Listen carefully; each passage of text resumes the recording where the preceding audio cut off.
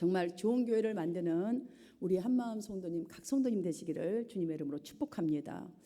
먼저 제가 이렇게 축복하는 것은 교회를 다니는 사람이라면 누구나 자신이 속한 교회가 좋은 교회이기를 바랍니다. 그런데 대개 생각하는 좋은 교회라는 것은 일단 목사도 다른 사람도 신자들도 자기 마음에 들어야 좋은 교회로 평가를 하고 좋은 교회라고 생각을 하지, 자기 마음에 들지 않으면 좋은 교회라고 생각하지도 평가하지도 않습니다. 그래서 사람들이 몰리는 교회도 가보고 또 좋은 교회, 건강한 교회라고 한마디 들으면 그 교회도 관심을 갖지요. 그런데 다녀봐도 좋은 교회 찾기라는 게 참 어렵다라는 게 결론입니다. 그래서 사람들이 여러분 이렇게 좋은 교회에 대한 물론 생각들은 다 각기 다를 수 있습니다. 그런데 대부분의 성도들이 말하는 좋은 교회를 종합해 보면 한 가지 중요한 것을 발견할 수가 있습니다. 거의 모두 다 외적으로 보여지는 요소들을 가지고 좋은 교회라고 말들을 합니다. 여러분, 교회는 여러분 분명히 아셔야 합니다. 그리스도의 살아있는 말씀 안에 있는 무리를 의미하는 거예요. 바로 여러분 한 분 한 분이 교회라는 거예요. 이 빌딩이 아니에요.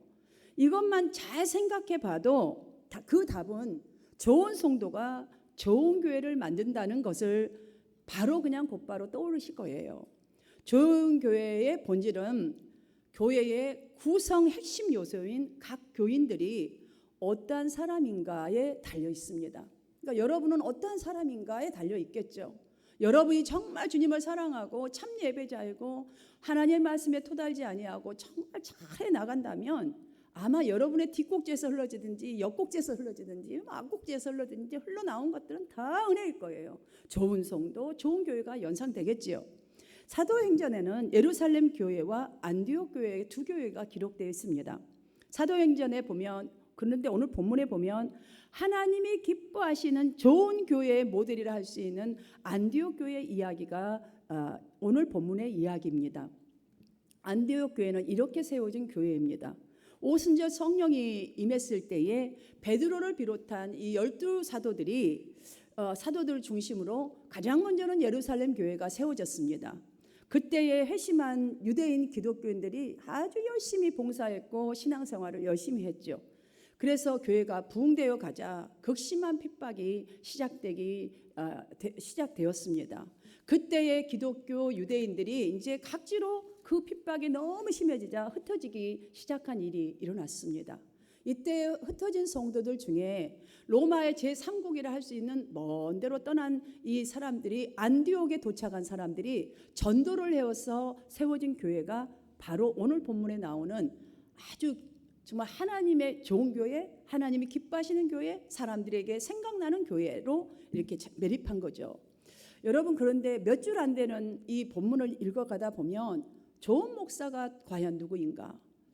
좋은 성도는 정말 내가 좋은 성도가 되어야 하겠다, 좋은 목사가 되어야 하겠다 하는 마음들이 막 생겨나요. 그것은 왜냐하면 좋은 교회 모델이라고 하는 안디옥 교회와 함께 5사람의 이름이 기록되어 있는 데서 잘 찾아볼 수가 있습니다.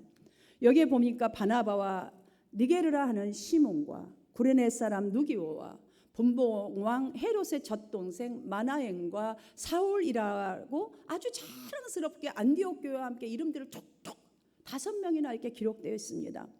여기 소개한 사람들을 잠시 살펴보겠습니다. 바나바는 아마 사는데 아무 지장이 없을 정도로 아주 재산이 많은 사람이었습니다. 사도행전 11장을 돌아가서 여러분 읽어보면 바나바는 착한 사람이요 성령과 믿음이 충만한 사람이라고 이렇게 평가되는 기록이 있습니다. 그러니 참 부자임에도 불구하고 정말 예수를 잘 믿었던 사람인 것을 여러분은 금방 짐작할 수가 있으실 것입니다. 다음으로 니게르라는 시몬은 여러분 금세 알 수 있듯이 흑인인데 마가복음 이 15장 21절에 소개되는 구레네 시몬과 동일한 인물일 거라고 짐작됩니다. 이 사람은 로마 병정에 의해서 억지로 예수님의 그 십자가를 대신 지고 갔던 사람입니다. 그러니 억지로 하여튼 했더라도 결국은 이렇게 좋은 교회, 훌륭한 교회의 이름이 정말 기억되는 이런 인물. 그리고 루기오라는 사람은 로마식 이름이 든 걸로 보아서 로마인이라고 생각이 듭니다. 추측해 볼 수 있습니다. 다음으로 헤롯의 젖동생입니다.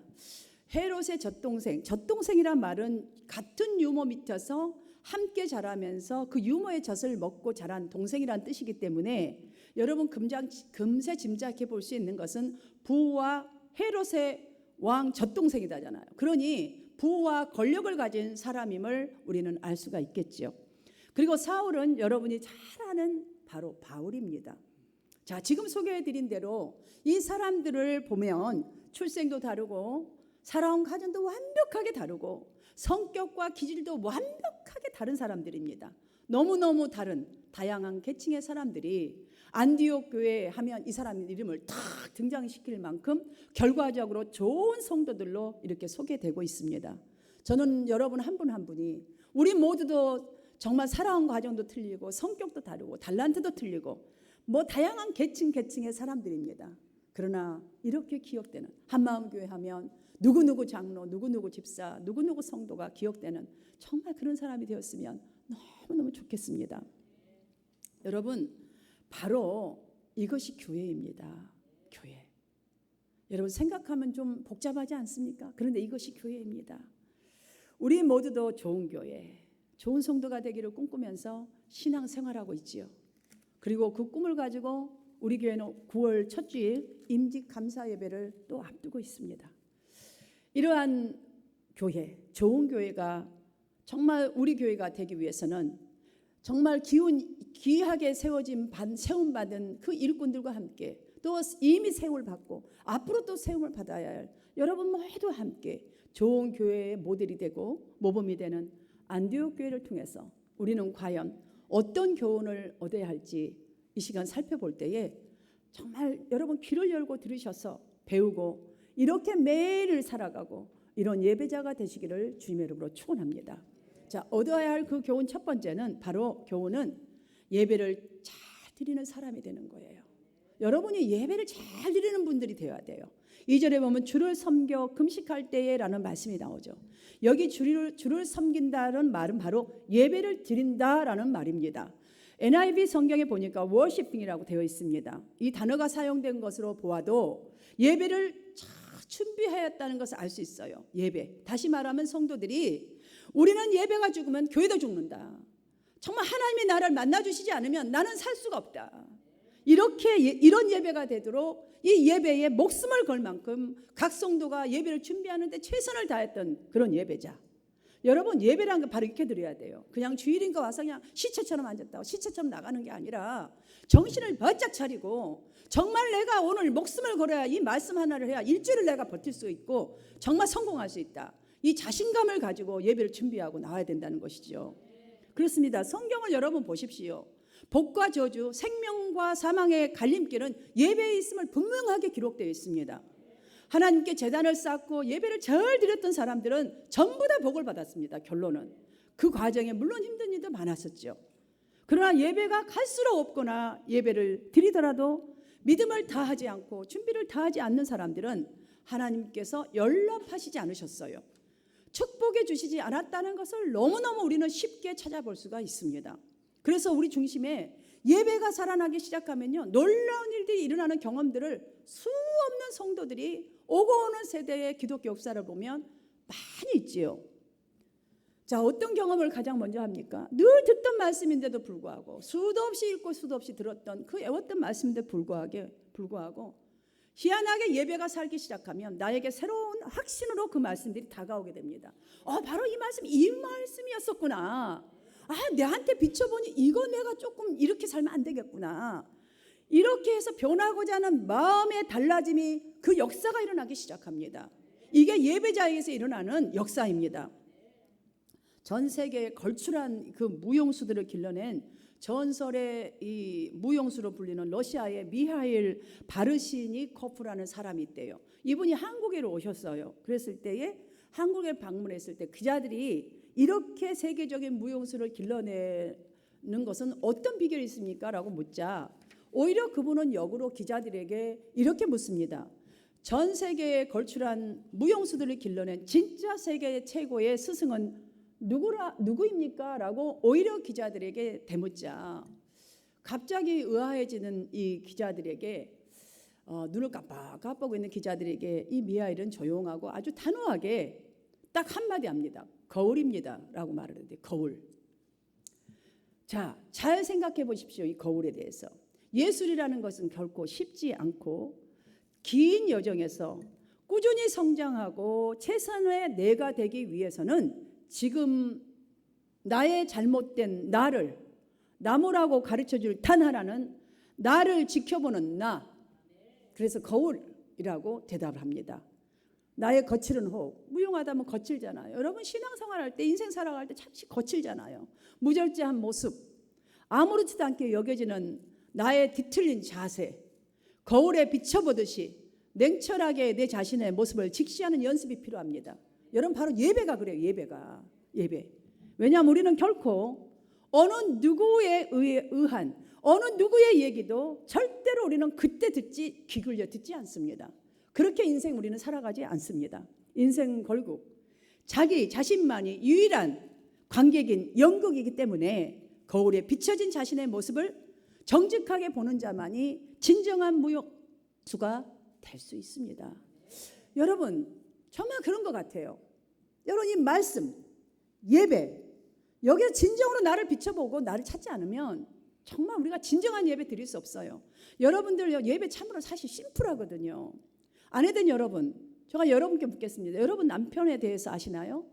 분명히 많이 알고 있다고 대답하실 거예요. 남편 되신 여러분, 아내를 잘 아시나요?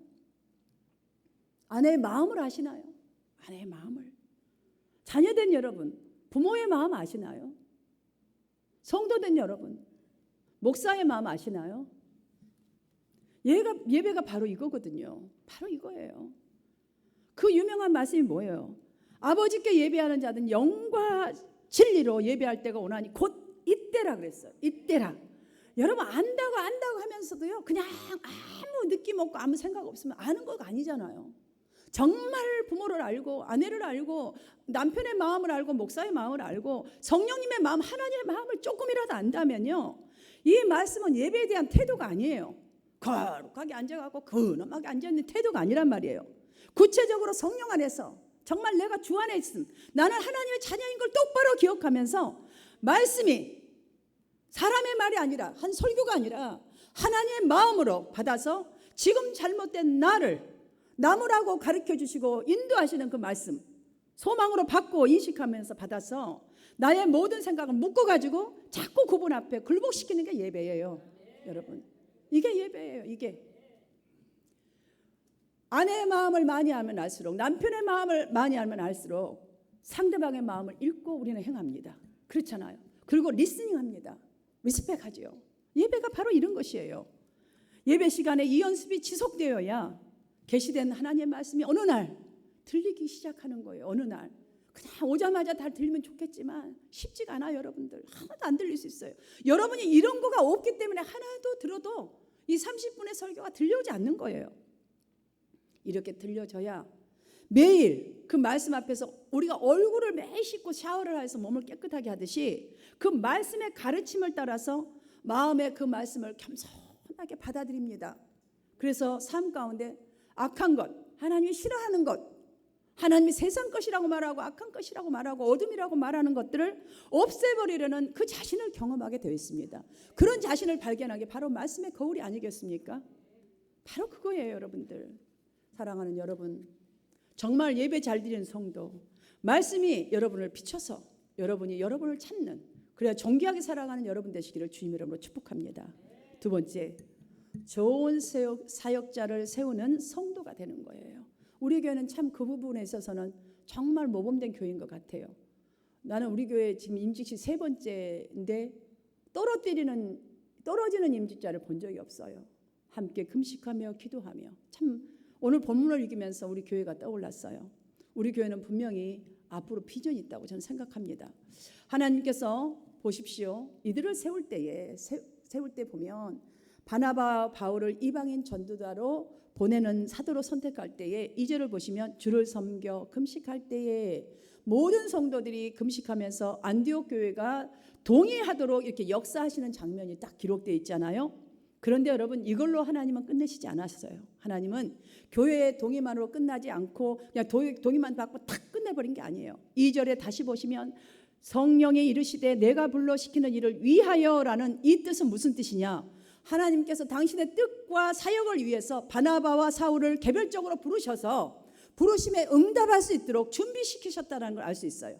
그러니까 여러분, 성도들의 전체적으로 동의, 교회의 동의도 필요하고 교회가 또 이렇게 동의해 주면서 세워주는 것도 필요하지만 개인들을 하나님이 직접 감화 감동을 주시고 내가 순종하겠다라는 이 두 가지.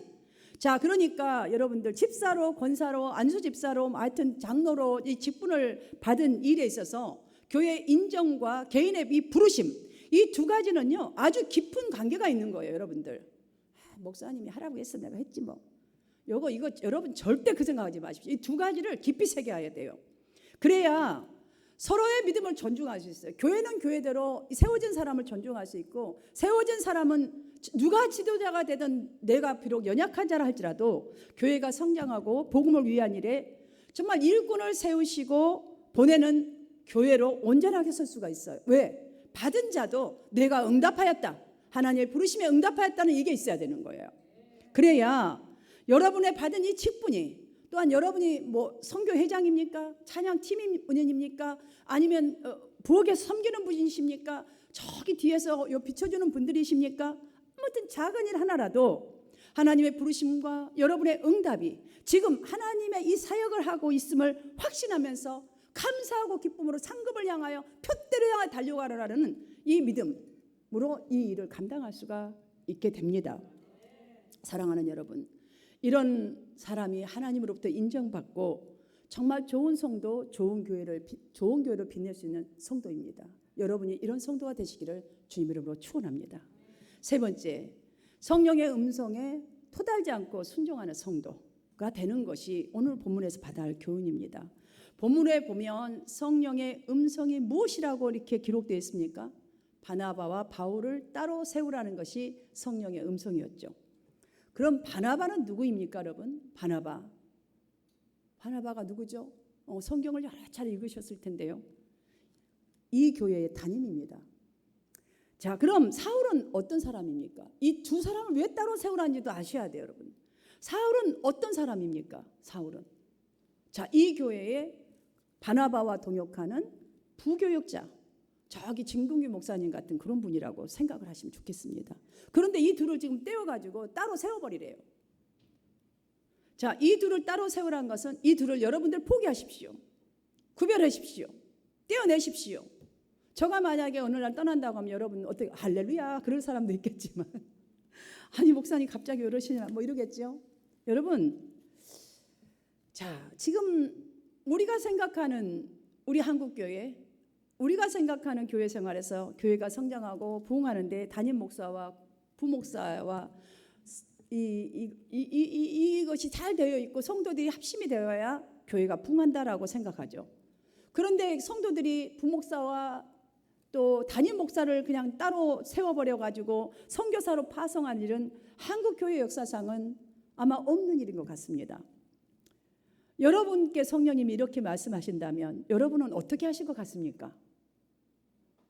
순종하실 것 같습니까? 어떤 마음이 드실 것 같습니까? 말도 안 돼, 이러지 않겠습니까? 갑자기 아무도 좀 준비된 사람이 없는데.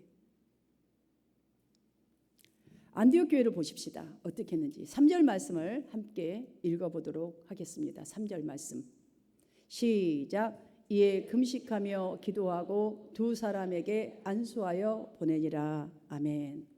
자, 금식하며 기도하고, 정말 얼마나 고민되고, 우리 금식할 때 주로 보면 많은 깊은 기도의 제목이 있을 때 주로 금식을 결정을 하죠. 성령의 음성에 정말 반응하려면 우리 기도 많이 해야 돼요. 그리고 우리가 실력을 쌓아야 돼요. 그러면 하나님의 교회는 하나님의 주인입니다. 교회 일꾼은 교회에서 몸이나 물질, 가진 달란트를 봉사하는 사람만을 의미하는 것이 아닙니다, 여러분. 교회는 주님의 지상명령에 토달지 아니하고 순종하는 평신도 사역자들이 많은 교회가 진짜 교회인 것입니다. 목사도 마찬가지고 부교육자도 마찬가지고 어떤 사람도 다 마찬가지입니다. 성령의 말씀에 정말 도달지 아니하고 토를 달아다 입다면 금식하며 기도하며 순종하는 것이, 그것이 교회라는 것이에요. 내가 생각하는 좋은 것, 내가 사랑하는 모든 것을 포기할 줄 아는 교회, 사람이 주인 되지 않고 하나님이 주인 되는 교회, 그때 교회는 안전하고 건강한 교회가 될 수 있습니다. 오직 성령의 음성에 순종하는 영성이 우리 한마음교회 성도님들의 영성이 되어서 우리 교회가 비록 저가 어느 날 떠나는 날이 있다 할지라도, 누가 떠난다 할지라도 우리가 담대하게 금식하며 기도하며 마음을 합하여서 정말 주인된 그 마음으로 교회를 든든히 성장해 시키고, 또한 민족이 사는 길이 열려지는 그런 여러분으로 쓰임받을 수 있도록 여러분이 그런 정말 사명을 감당하는 성도들이 되어지기를 주님의 이름으로 축복합니다. 네 번째, 그래서 기도하는 성도가 되어야 하는 것입니다. 본문 1절을 보시면 특별히 아주 귀한 메시지를 이렇게 발견하게 되는데, 그것이 무엇이냐면 오늘날 기독교인의 문제를 제가 발견했어요. 여기서 기도 없이 일하려고 하는 것이다. 바로 오늘날 우리 교회 안에 많은 문제가 기도 없이 일하는 성도들이 너무 많다. 일꾼들이. 그래서 우리가 성령의 음성을 듣지 못하는 그 이유가 바로 그것이 없기 때문이다. 진짜 기도가 없다. 성령이 말씀하시지 않아서가 아니라 우리가 듣지 않아서, 왜냐하면 기도가 없으니까 저도 들을 수가 없어요. 혹은 내가 듣고 싶은 것만 들으려고 하기 때문에, 진짜 기도가 없으니까 듣고 싶은 것만 들으려고 골라 듣고, 또한 우리는 기도를 해도 일을 해도 내가 하고 싶은 것만 하고 내가 하기 싫으면 하고 싶지 않는 것, 이게 큰 문제라는 것을 교훈을 얻게 돼요. 기도도 마찬가지예요. 우리가 기도할 때 분명 하나님이 저에게도, 여러분이 기도할 때 여러분에게도 다 말씀하셔요. 어떤 것 분명히 주셔야 하면 세밀하게 여러분 진짜 뒤집어서 들어가서 한번 해보세요. 얘야, 너 이러고 있는 거 안 된다. 너 이거 잘하고 있다. 얘야, 위로받아라. 너 잘하고 있는데 왜 널 자책하니? 별의별 소리 다 들려요. 여러분들 정말 한번 기도해봤어요. 그래서 눈물이 나고 콧물이 나고, 그래서 더 아우성을 치고 몸부림을 치고 기도할 수 있는 거예요. 여러분들 뭐 누구는 뭐 별난 성격이라서 울고 발광을 하나요? 그렇지 않아요. 그런데 우리는 기도할 때 내 목소리가 너무 크고 내 생각이 너무 크고 내 주장이 너무 강해요. 막 응답 이것만 막 강해가지고 내가 원하는 것만 듣고자 하니까 들려지지 않는 거예요. 하나님께서 어떻게 응답하시는지 분별도 안 돼요. 지금 내 상황이 막 너무 커가지고 막 그것만 소리 지르나고 듣지도 않아요. 그 강한 막 이것만 주세요. 이러다 보니 그게 답인 것 같아요. 우리 한마음 성도들만큼은 주님이 기뻐하시는 것에 초점을 맞추는 기도자가 되시기를 주님의 이름으로 축원합니다. 그래서 정말 주님의 음성을 듣고 그 음성에 토달지 아니하고 나아갈 수 있는 기도자. 사랑하는 여러분, 우리는 오늘 이 시간, 이 짧은 시간에 안디옥 교회를 통해서 좋은 교회, 언제라도 기억되어질 수 있고 한마음 교회 하면 정말 탁 튀어나오는 좋은 성도가 되는 그 비결을 정말 살펴보았습니다. 그리고 배웠습니다. 너무 간단해요.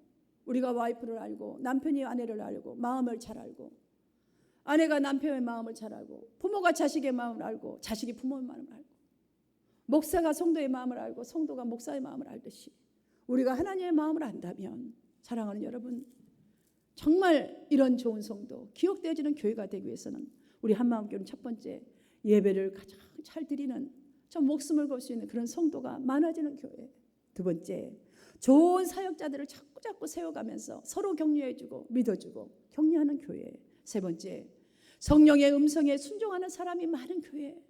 하나님이 오늘 이 말씀 듣고 여러분들 어떤 말씀 찔림이 왔습니까? 그 찔림 속에 내가 어떻게 해야 되는 답을 얻고 나아가서 정말 순종하는 사람이 많아지는 교회. 네 번째, 우리가 기도할 때도 주님이 기뻐하시는 것에 내 것 말고 그것에 초점을 맞추며 기도하는 사람이 많아지는 영적인 깨어있는 교회.